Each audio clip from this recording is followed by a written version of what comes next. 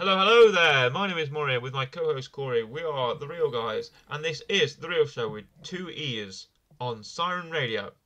And we've got a packed show for you today, and we are number one platform on the airways and YouTube for pop culture, film and television discussion. As always, I'm accompanied by my co-host Corey. How are you doing today, Corey? I'm doing very well, thank you. Thank you. Good. We are at the Instagram. We're at the Instagram. At the Instagram. On The Real Show FM and on Twitter at The Real Show FM as well. And on Google, Apple, Spotify and the Amazon podcasts for all of your podcast needs. I don't know why I'm adding unnecessary those to the sentence today. It gives it a new flow, you know. Yeah, we're at the Google, Apple and Spotify podcast. Anyway, you get your podcast. We're there. You can listen to us. Today, slightly overdue, but I finally got around to watching. This will be our review of one of the newer offerings by the MCU, the Marvel Cinematic Universe, Marvel Disney. It is Marvel Studios' Black Widow. Yes, indeed. Now, we've talked about Loki, we've talked about Falcon and the Winter Soldier. Got it right that time. Yep. We'll probably talk about Shang-Chi very soon. True. We've got Marvel What Ifs. Have you been watching them? Every now and then. Yeah, I might have to binge that. Yep. I might have to binge them, and we'll pump out a review of. Well, we'll wait till the series is concluded, shall we? Yeah, exactly. We'll wait till the series is done, watch them all, and then we'll give you our thoughts. But yes, this is Black Widow, the newest, much delayed film. Yes. True. But the world premiere was on June 29th, 2021, in July 9th, 2021 for the United States, and with a budget of $200 million, did you know it was that much money, and a box office take of $378 million, yes, and an estimated $125 million went to Disney Plus sales. Yes. Because of course with the state of the state of the world, let's call it, we have two ways of watching films now. You can truck off to your local cinema and watch it that way, or you can have it in the comfort of your own home with streaming services such as Disney Plus. Exactly. And Disney Plus brought us this film nice and early, and it was available to watch for only the price of over here, about 20 quid. I think about £20, yeah. Which is what you used to watch it. Yes. We did. We got it right on Disney Plus, sat at home, got some food, got some snacks. Yep. Watched it on the not so big screen. Well, my experience was very much different. Okay. We didn't want to fork out £20 for this, and we thought, well, it's going to be a while because it'll become free. It'll be like 3 months before it'll become free, right? Yeah, exactly. So we have to take another route. So we were wondering, what do we do? And about a week later, we're sitting down to imagine the scene. Okay. Right, in the house, sitting down to eat. Family around you, enjoying whatever steak and potatoes. Right? Can you imagine it? Oh, okay. Meat and potatoes. Yeah. Not sweet potatoes, but yeah, meat and potatoes. You're at the scene, I'm doing sort of motions with my hands, you can't see them. And across the table, my mum says to me, quite dutifully, Murray, I was in Sainsbury's today. And I go, yes, Mum. Well, you were. You often are, on sometimes in the week. She goes, yeah. And I was in the DVD section, and I saw Black Widow. I was like, what? She's like, yeah, I was in the DVD section, I saw Black Widow. And I was like, no. Black Widow's still in the cinemas. You can't see the DVD. Are you sure it wasn't like Avengers or something? I'm asking her because, I'm just saying, are you sure it wasn't like Avengers and you saw Black Widow on the cover? Or you sure it wasn't like Avengers 2 or Endgame or something like that, right? Or like Infinity War or whatever, or Iron Man 2, or any of the Marvel film Black Widow. Exactly, yeah. Okay. But no, she goes, no, it was Black Widow, it was. It had her name on the title. I was like, oh, okay. She said it was for £10. It was for 10 quid. I was like, £10. That's £10. We could save 10 quid by buying this DVD effectively. Exactly. So a week passes, and I go, right, go back to Sainsbury's, Mum. I'll send her off. Go to buy that DVD because we're going to watch it. Okay. And I'm holding it in my hand right now. I might provide an image for you YouTube watchers to see me holding it, but I'm holding the DVD copy at the minute. You can it's rattling. There we go. And I am holding it. This is the actual DVD for the film. And now, I am puzzled why this has happened. Is it because people don't buy DVDs anymore? It's a possibility. Is it because it was it's official? This isn't a pirated copy. This is actually, the name's on the disc and all that, and it looks relatively official to me. It looks very official. So I was puzzled. I was very puzzled. So this was like new. Why is this out so early? Is it because people don't buy DVDs anymore? We should do an episode on this. On what, DVDs? Yeah. And like the decline of DVD, that'd be interesting to be honest. The decline of DVD video, things. Because when was the last time you watched a bloody DVD? Oh, that's a good question, I see. Mr. Bean, I think. Mr. Bean, when was this? That's a while ago, like over a year. Exactly. If you don't count video game discs, the last time I watched a DVD was, I can't even think. I can't even think. It was probably on a holiday, not when a cinema was available or a streaming service, let's call it. Exactly. And we've done an episode on streaming services. We did.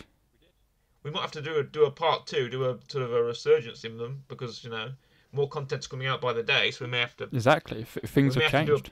We may have to do like a sequel episode to streaming services, and we were early as well. That was like episode 7? Yeah. And we're like now 40 episodes ahead. In fact, this actually might be episode 47. Oh, I think this is episode 47 actually.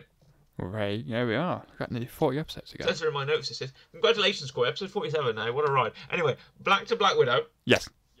We have the much awaited. This film was much awaited, right? We thought we'd get it back in like around Avengers time. Yeah. I mean, it took a while. Yeah, we never got it, and because they laid the seat right in Avengers, or as we know it, in the UK it was called Avengers Assemble, but in the Avengers, 2012. Yeah. We had the sort of origin of Black Widow was sort of hinted at, like Hawkeye and Black Widow talk about Budapest, and Loki talks about Dracov's daughter. And do you remember this? Little bits. I've not seen the first Avengers in ages. A long time. Okay, well, it's pretty much burned into my memory because every time it comes on the TV, we'd watch it. But it's a good film. It is, to be fair. So, and I've got it on DVD as well. So there's another film on DVD. Nice. So, and back when I used to like collect all the Marvel films on DVD. I don't think I've got the most recent ones, but I used to like collect them. It used to be a little hobby. But anyway, we have her origins were sort of hinted at. So it's like, oh right, a Black Widow film must be coming then, right? Mm. So a Black Widow film must be coming, but Black Widow film never came. We had 2015, 2016, Thor 2, Thor 3, Iron Man 3, loads of these films, Avengers 2, Avengers 3, Infinity War, Endgame, Endgame, spoilers, Black Widow dies. Yeah, she's not alive anymore. So I think, we know that film's never coming then, is it? Yeah, she's gone. But no, we get an Infinity War sort of prelude set after Civil War. Mm. Which is this film, and obviously spoilers for Black Widow. If you've had a month, you've had like 2 months. Yeah, you've had plenty of time. Safe to say you've watched it. This review's just incredibly late. Yes. So, like the film was. Yes, and we get the origins of Black Widow from this film. Now it was hinted at again. It was hinted at in stuff like Agent Carter. You saw the Red Room, and there was a flashback in like Age of Ultron, or was there, or something? Possibly. To Black Widow's origin. It's been ages since I've seen that film. Yeah, and we now have the actual film realised here with all of the acting and all of the effects and all of the action you could possibly want in a Black Widow film. But there are good things, there are bad things, and we're gonna run them down here. We're gonna try and sort of take a sort of loose approach as we do, and let's run through some of the cast first. Why don't we? Okay. Now, who's standing out for you in this film? Right, there's 2. First off, Red Guardian. Oh yeah, fantastic. Right, awesome, good character. Awesome, yeah, cool. Very awesome. Like that character. Yeah. Very good, very funny. I think the other obvious one is I can't pronounce her name. Yelena, Black Widow's sister. Yelena. Because character-wise, very good. Actor-wise, also. Casting-wise, fantastic casting. Very good choice. Yeah, oh yeah, I'm in love with Florence. She's great. Very good choice. Have you seen? I imagine you've seen Fighting with My Family. Yes. Yep, amazing in that. I will say though. What was it called? Midsummer? Is that what it's called? Midsummer. Midsummer, yeah, great in that as well. I mean, real rising star. exactly. I will say though, other than them two and Black Widow, Yeah. couldn't really care much about the others. Don't really mind. No. Okay. Well, yeah. It's a Black Widow film. Yeah. And we're more interested in the other characters than Black Widow. Yeah, I mean, which I feel seems to be a trend. I ain't gonna lie. You could potentially, obviously, you have to tweak the story a little bit, but you could potentially take Black Widow out of this. Yeah. And maybe it'd function without. Yeah. We could have the Black Widow where it's just Yelena Belova's film, Yes. which we may actually end up getting. Yeah, because possibly. Of the ending credits to this. Possibly. I mean, I think that's going. It's going in a obvious direction anyway, isn't it? Yeah. But of course, we've got Florence Pugh, such a David Harbour, who is Red Guardian, who does great in this. Absolutely amazing. He's really good. He's one of those characters that are sort of like not a lot of people know Red Guardian from the comics. Like he's a sort of obscure sort of Russian Captain America character, not really given much. One thing they do in this film is we get a lot of references to the sort of Russian side of heroes. Because the one thing I like about Marvel is wherever you are in the world, there's like specific Marvel heroes. Yeah. Like obviously the American ones, like Iron Man, Captain America, everyone knows that. But there's like when you go to Russia, you have like Red Guardian and like Crimson Dynamo, who's like the Russian Iron Man. Yeah. Right. You get like where I enjoy that. Not where you get DC where everybody's a Batman or a Superman. In Marvel, you go to a different part of the world and you get like there's like a Captain Britain, isn't there as well? Yeah, Captain Britain exists. Who I believe, I could be wrong. I swear, his superpowers only last in Britain. I swear, like really? I swear there's a super. I could be wrong. I might have to Google this. If Captain Britain flies over the cliffs of Dover, as soon as he passes the cliffs of Dover, I swear he'll just fall. We might have citation needed. I might be wrong. We have to look that up. But yeah, I know there's a Captain Britain. I know there's a character called Union Jack, who's like yes, sort of like British Batman or something like that. That's as best as I could describe him. I like how all the UK ones are very obviously patriotic. Yeah, of course, very patriotic. But what I mean is, everyone in the world in Marvel is like there's heroes for wherever you are in the world, and I appreciate that with Marvel. So we have, as I said, Red Guardian, and we have a couple of these new characters that are brought in. We've got the second Black Widow, Yelena Belova, Red Guardian. We've got there's a Rachel Weisz is in this as sort of an older Black Widow figure who sort of is responsible for the training of the new Black Widows. She's called Melina, if you can remember. Yes. And she was a former Black Widow who was like sort of a mother figure to the Black Widow now, Natasha Romanoff and Belova. So. Exactly. And then we have our villains. We've got some of them. They're pretty much typical Marvel villains, Not very memorable. No. No. Well, Taskmaster is cool, right? See, this is where we're going to disagree. Right, no. Taskmaster from the comics, right? Yes. This is me going on Taskmaster from the comics. Yes. Okay. Taskmaster from the comics, a guy that doesn't rely on technology, a guy that can just watch you, and your ability is to watch you and immediately replicate your fighting style, your powers. That's him, basically. That's Taskmaster. Exactly. And he's in the comics. He's amazing. Fought the Avengers, fought Spider-Man, fought the X-Men. He's comic Taskmaster. It's amazing. And I feel like my idea of comic Taskmaster influenced my opinion on this film's Taskmaster. Oh, so 100%. The look is dead on. Right? Yes. If you want a modern Taskmaster portrayal, that look is dead on. Right? Skull mask face, hood, armor. It looked great. It doesn't have the cape, but that's okay because capes aren't really practical. Exactly. No capes. I'm glad that we both went to the same place. Did we both say exactly the same time? Oh, that's awesome. Okay. That's awesome. Yeah. So obviously he's got everything but that. He's got the shield. He's got the sword. He's got the bow and arrow. He's got everything that Taskmaster uses. And he's got like Black Panther claws as well. They're new. I like them. And he's got the agility. He's got everything. And we're led to believe that Taskmaster's a guy, but spoilers, it's actually Dreykov's daughter, who is supposedly killed when Natasha destroys this building, trying to kill Dreykov, but it kills his daughter as well, or instead. And then we have she's just sort of turned into Taskmaster using technology. She's like a cyborg, right? Yeah, exactly. So, I mean, that is one of the main, I think, but issues. what's your problem? What's your problem with this film's Taskmaster? We've both expressed joy for comic book Taskmaster. Yep.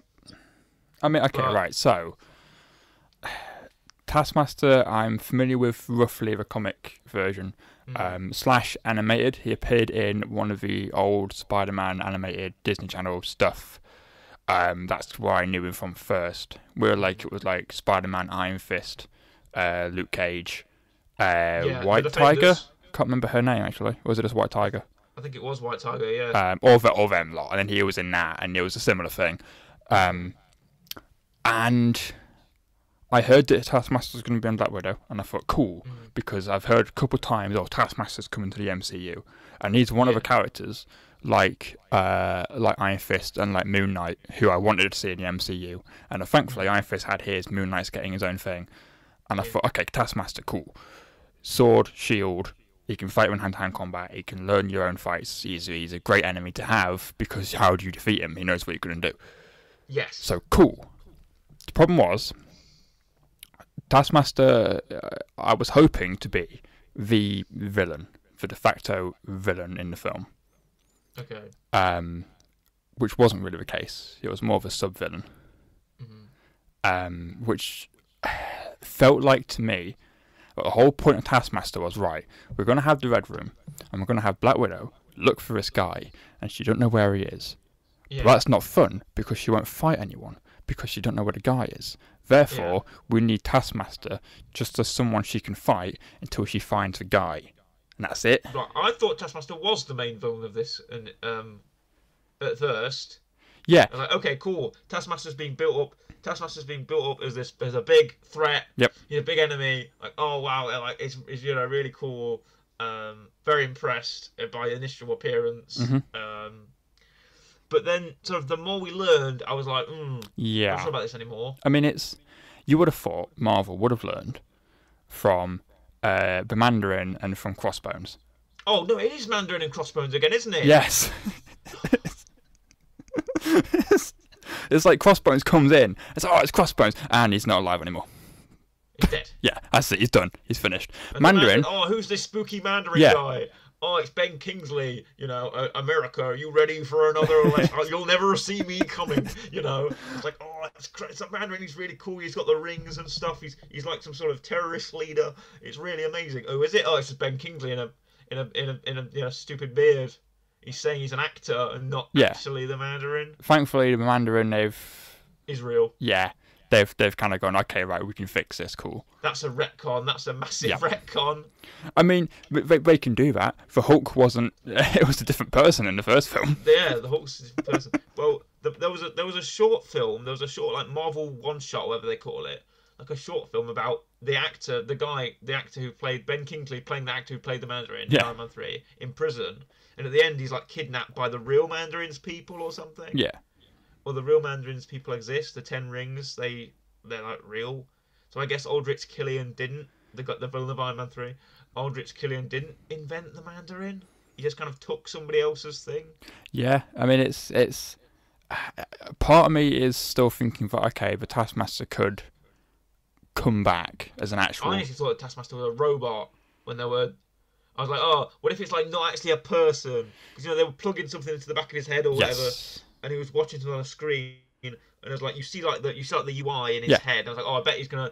When he was doing that old mask takeoff thing, Ray Winston's there, and he's like, I'm gonna take off the Taskmaster's mask. You're gonna see who he is. And I'm not gonna try the accent because Ray Winston doesn't try it either. But He's like, I'm gonna take off the. You're gonna see who he really is. And then he presses the button. I thought, right, it's gonna be a robot face, isn't it? Yeah. No, it's just his daughter. I was like, oh, it's. You know what? I felt like, right. So first off, when that happened, I didn't fully notice this, but I've gone back and seen pictures and stuff. When that unmasking thing happens, it's very obvious that that's not her body. That's a stunt double's body with her head in it. What? If you look back at the whole mask reveal thing, because the first off, the stunt double for this is a man. Right. I'm pretty sure it is. I don't know if it is Captain America's stunt double or not, but it's the stunt doubles in this film. I think there's multiple ones. The one I keep seeing is a guy, because there's a lot of different fighting styles, so we need multiple stunt doubles. And also, if it's stunt double as a guy, for most of the film it's a stunt double, so therefore it looks like a guy, and you're tricked when it's not a guy. It looks like when the mask is revealed, because you're seeing a body, which is probably with a guy in a suit, and then we take the mask off and it's her body, and she's obviously a bit more thinner than the guy is. It looks a bit weird. Okay, there's a bit of a disconnect there, is there? The other problem is that the fact that the daughter's still alive, granted it's robot-y version, the suit might be keeping her alive, it does make Black Widow's whole thing of I accidentally killed his daughter a little bit less effective, because she's alive still. And it's a bit like, well, they make up at the end. And it's like that's not what you want. You want her daughter to be dead at the start, and that has more of an effect on the character. I hate when stuff does that. Oh, we're going to bring him back. I hate that. Also, if you know who Olga Kurylenko is, which most people do, I mean, have you seen Quantum of Solace? Yes. Yeah, that was her. Yeah, she's a great actress. Fantastic actor. Great actress. Very, great actress. Very recognisable voice. Yes. You'd say, but no, they don't have her speak in this. No, she has like 2 lines at the end. Does she? I think she. I swear she doesn't say a word. I think she talks at the end. I say lines. I think it's a couple words when she's not under control anymore. No, oh no, she does, doesn't she? Yeah. She asks Black Widow a couple of stuff, doesn't she? Yeah, and then that's it. But she's mostly mute in the film. Like you could have garbled her voice or something. You could have had her Well, this is the thing, right? Because also that would have been cool. Also, with the Taskmaster, he's got a very unique, deep, male voice. Yeah. And if it's a suit, just have it where the voice is different. Yeah, just have it where do what the Flash does. Yeah. So, I mean, this is right. Okay, this will be a long point. Okay. But in the Flash, right, season 2, season 2 villain Zoom, he was voiced by Tony Todd. Candyman. Mm-hmm. Very deep, powerful voice. I'm gonna get you, the Flash. Yeah. Really, really, really powerful voice. But then when we took the mask off, he was just some dude. Yeah. Obviously, you knew who he was, but you use that voice to sort of make it his voice changes because he's obviously this evil speedster. Yeah, exactly. My point is, you could have had a different person doing the Taskmaster voice, perhaps, but then when you take off the mask and it is Olga Kurylenko, you could have her talking. Yes. Just normally. I mean, it's for me, but the problem with this film is one, Taskmaster. I'd also say I don't mind if you're gender swapping a character.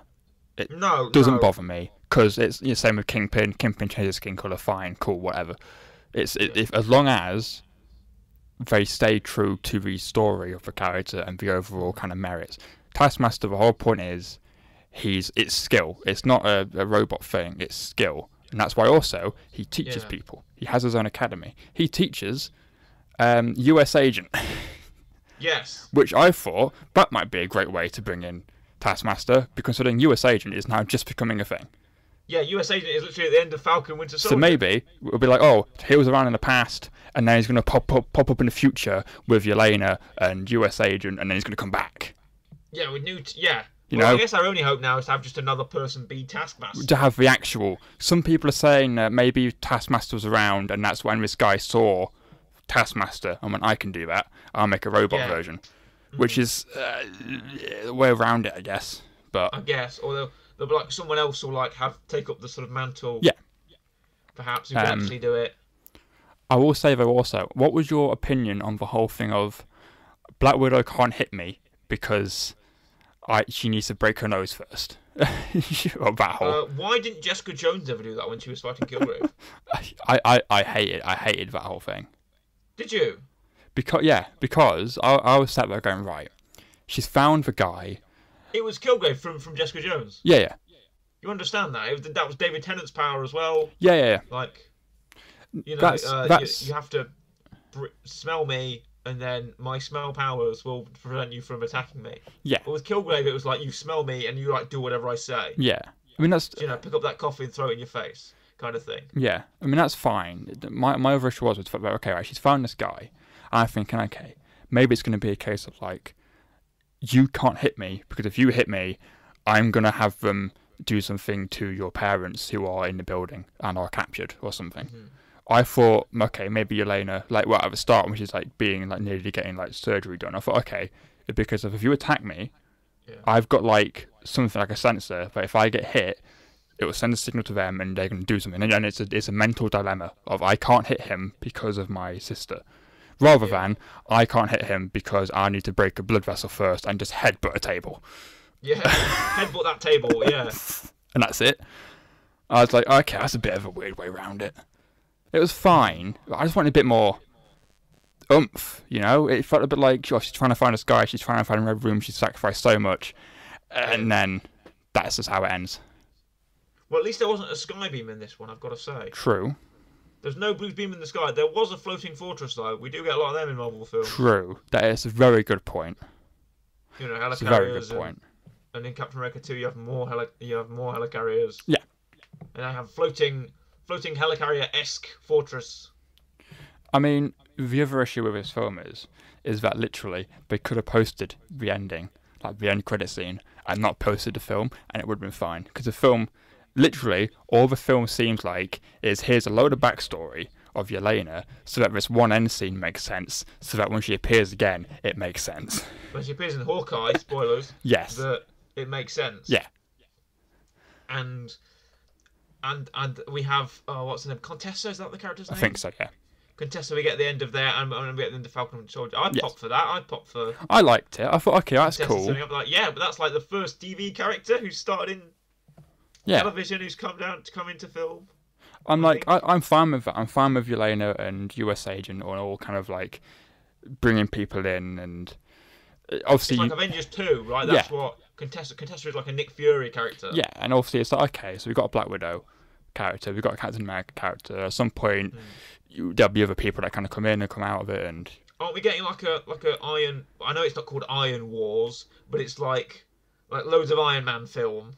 Yes. I think like War Machine's going to be in it. It's like kind of like a War Machine film, but it's called like Heart of Iron or something, isn't it? I do feel really bad, but like everyone in the Avengers has a solo film. Granted, Hulk's is awful. And then Hawkeye's getting a TV series. I like Hawkeye. No one else does. I do.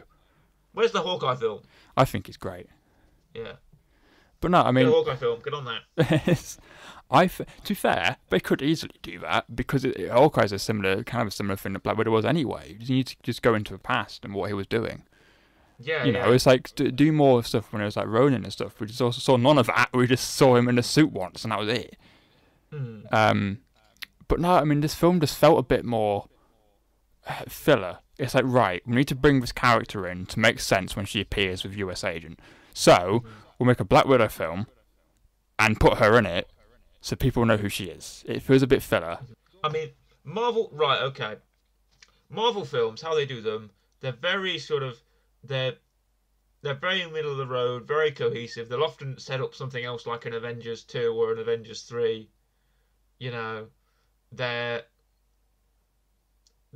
don't want to say that you know, the market is becoming saturated, but the Marvel film formula has been done very heavily. Yes. Very heavily. So it's I mean, I don't know. I feel like a little bit like this is a bit it's a bit pointless. It's not. It's a Black Widow film, but I don't feel like she's the point of the film. Which is a bit like, you have a character that you could have maybe explored a bit differently. Have a family in it, fine. But I'm also a bit like, well, Red Guardian's probably not going to turn up. You know, her mum's probably not going to turn up. Here's what they should have done, right? Yeah. They should have put the end credit scene of this film at the start. Yes. Right? and then you don't see it as Black Widow's film. You see it as Yelena Belova's Black Widow's film. Yes. And immediately, you aren't thrust with that, oh, we have to, take her up to Infinity War because da-da-da. You don't have to include all of that. Mm-hmm.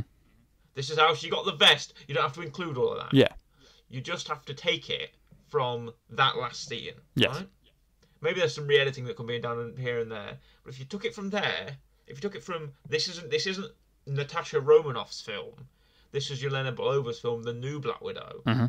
Then I feel like people may have been. I feel like it may have seen better success in that way. I think you're forgetting the best character in this film, Corey. Oh God. The best character in this Don't. film. It's gonna be someone dumb. No, it's not gonna be someone dumb. Okay. I was initially about to fake you out and say that pig who died. Yeah. The pig. They walk in just like, I'm training these pigs to fall over and to die and to stop breathing. Yeah. Stop breathing, pig. And the pig goes and dies, and that's the noise exactly it made, and she's to prove the point that they can control free will through these through these sort of through these not chips or whatever they're using, through like the smells or something. Yeah. And Ray Winston's whole plan is to recruit a massive army of Black Widows, even though he's already got like 2 massive armies of Black Widows. Yeah. And it's like, I'm gonna make all these Black Widows. I'm gonna use them all, and I'm gonna take over the world. They're my army of Black Widows. Then you're never gonna see me. I'm gonna be in the background, and all these Black Widows are gonna be going out killing people, right? Yeah. Right, in it, they're all gonna be going round. I'm gonna be taking them down. I'm gonna be ruling the world. My army of Black Widows, right? Right, in it. And that's how. Oi, bruv. Listen, I got these Black Widows, right? He doesn't even try to hide it. No, he doesn't. He doesn't even. The Russian act. Right, I swear to you. There's the scene in the office when Drekhov's explaining his old plan. Yeah. He just drops the accent entirely. Yeah. He just sounds like Ray Winston talking. Yeah. And to be fair, what they could have done is just not had him do it. Yeah. Because you hire Ray Winston, you don't get him for his accents, do you? I mean, just this is you've ever watched Sexy Beast? yes, briefly. Ben Kingsley, Yeah. Ian McShane, Uh-huh. and Ray Winston. And Ray Winston's great in it.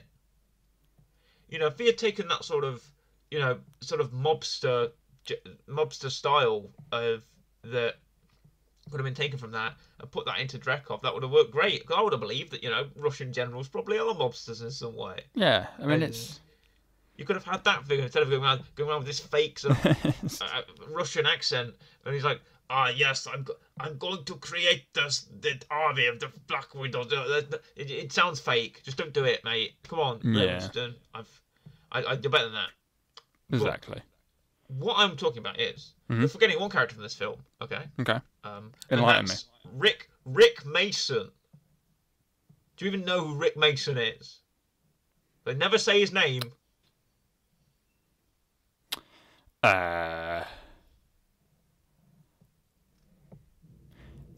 No. It's the guy that gives Natasha stuff. Oh.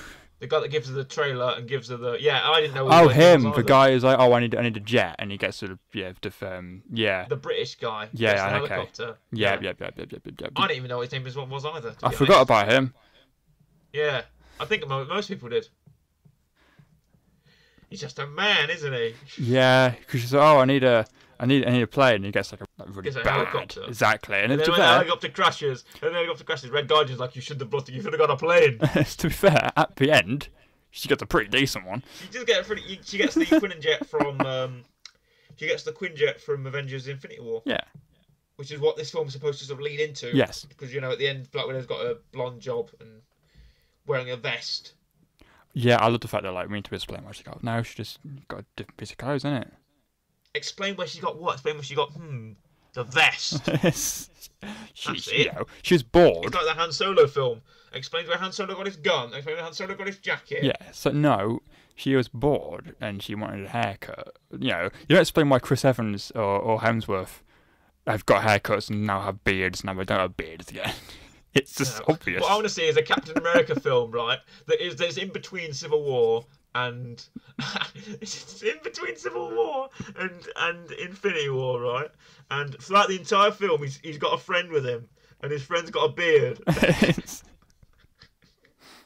At the end of the film, he rips the beard off like it's like fake, and he goes, "Here, take my beard, Captain America." And Chris Evans is like, "Thank you, I'll take it," and he puts it on. He puts it on, and that's why he's got the beard in Infinity War. Oh, I'm crying. No, but we also get General Ross in this film. We do. General Ross, which is nice. I thought you're Red Hulk. Yeah, it's. I think isn't he going to be in like the? I was going to say She-Hulk. There's a She-Hulk show. There is a She-Hulk thing coming out, which I think he is in. I don't know if it's one of them cases where like. I think I've heard it. He's in that. I don't know if it's one of them cases where it's like, oh, like Kang, where it's like they're not in the film, but they probably will be, or like the Andrew Garfield and that sort of stuff. Where it's like we're not in No Way Home, but it's like you probably are. But okay, well, is it too bad that I want to see Red Hulk? I want to see Red Hulk. I feel like William Hurt could do it. He's not got to do all the CG stuff, but he can. I mean, we're not going to see much more of Hulk, to be honest. So. No, we're getting Abomination back. Yeah, we are. Well, we have. Eric. We're getting Emil Blonsky. I forget what the actor's called. Is it? I obviously, yeah, Shang-Chi's. That's what Abomination was, wasn't it? He's in Shang-Chi. He's in Shang-Chi, yeah. Isn't he? He's in the trailer. Obviously, I've not seen it yet. Obviously, it's out. But when I saw the trailer and when I saw little bits of Abomination, I love that. I was very happy. Abomination, yeah, he's fighting like Wong. He's fighting Wong in that film as well. I ain't gonna lie. Get some Abomination. He's going to be in the Hulk show as well. I saw that. I saw Wong on Abomination, and immediately all I could think of in my head was just Bonesaw is ready, and it's like, yeah, Wong's not supposed to be there. Cage. So I've got you for 3 minutes. I was like, 3 minutes of break time. I was like, Wong is not supposed to be there. We need to do the Raimi Spider-Man films. When can we do that? Yeah, anytime. I love them. I've got them on VHS. Nice. But to give Black Widow a rating, yes. May we? I'll let you go first. Give me some reasoning and give me your rating. Okay. We may have differing opinion, but... Yes. So, I don't think the film is inherently bad. I also don't think the film is inherently great. I think it's a little bit middle of the road. It also could hinge on whatever Yelena does in the future, because maybe it'll be really good backstory-wise for her. Maybe it becomes one of them films where like she becomes a main integral character, and you go, oh, if you want to learn more about her, go watch the Black Widow film. So maybe in the future it becomes a bit better. And so I'm gonna give it round about the 6 mark. It's. I thought it'd be worse. I was thinking 5 or 5.5. Yeah, I thought you'd give it something like a 4. So 6. I'm willing to take a 6. I was go 6. It's middle of the road, just above average film. To compensate, I'll give it. Oh, I was going to give it an 8, but I thought it's 8 too high a praise. No, I'm gonna. I want to stick to my guns and say 8, but I feel like it's not. I feel like things I've given 8, I feel like I'm much better than this. You see, that's always my problem. I'm like, what? But I'm putting this on the same level with this other film, which is way better. But I always kind of go, no, it's fine. Can I give it a 7? I'll give it a 7 point. We're not supposed to do point. Yeah, I know, but we have plenty of times. Right, 7.9. I'm gonna give it. If it was that much better, maybe if it had focused a bit more on Yelena, or if it had done Taskmaster in a better way, I'd be giving it the 8. But I'll give it a 7.9. It hasn't earned that 8 for me. That makes sense. That makes sense. 7.9 it is, and I think we've rambled on fairly enough about this film. I think that's enough to constitute our thoughts, basically. Exactly. I thought as a Marvel film. Yep. It's not the best, but it's up there as a film. Yeah, exactly. Didn't see much really. Right, but the weekly rec this week comes from Corey. It does, and it is as such. Take it away, please. Well, I was a little bit kind of thinking, what would I give for a weekly rec? I had a couple ideas. I was going to go with the last film I saw in the cinema, because you mentioned what's the last film we saw on DVD. I was then gonna weirdly go on a long tangent about Benedict Cumberbatch and his production company and a film that well, I say a film they're making, a film they bought the rights for, and then we start talking about Bonesaw. So I might just recommend the first Spider-Man film. Oh, it's come full circle. Because I love that movie so much. Yeah. Because if we don't know, but if the two first Spider-Men are in the new Spider-Man film, you need to know they're Peter Parker because it's going to jump in from when they're around. I mean, we know Doc Ock's in it, We do. And it's rumoured that maybe we're going to get a Green Goblin and stuff like that. Look, there's a Goblin bomb. Exactly. Goblin bomb. And so you need to know the characters and where they come from. Plus, Macho Man's in it. Macho Man Randy Savage. But don't watch it just for Macho Man Randy Savage. No. I mean... Because he only appears in it for 3 minutes, but... yeah, but they're 3 minutes of playtime. Exactly. I love that scene in that film. But it's generally, you know what? I watched it. I used to watch it when I was growing up quite a bit. And it's just fun. It's just fun. But maybe they're not as good as the newer ones. I guess it depends on your opinion.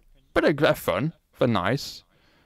I mean, as far as Spider-Man films go, I like them. I like the first ones.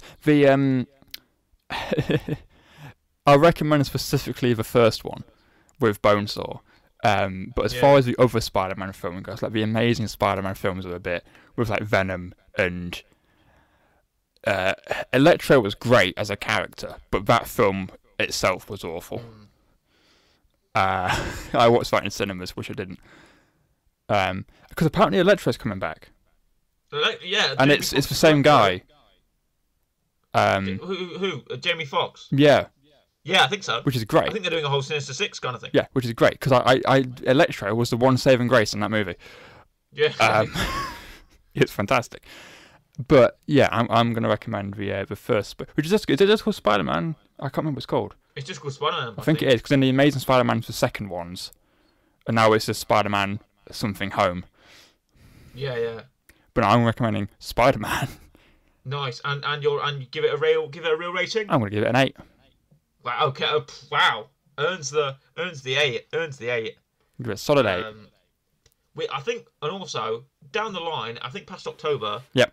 Why don't we actually go for the Raimi Spider-Man?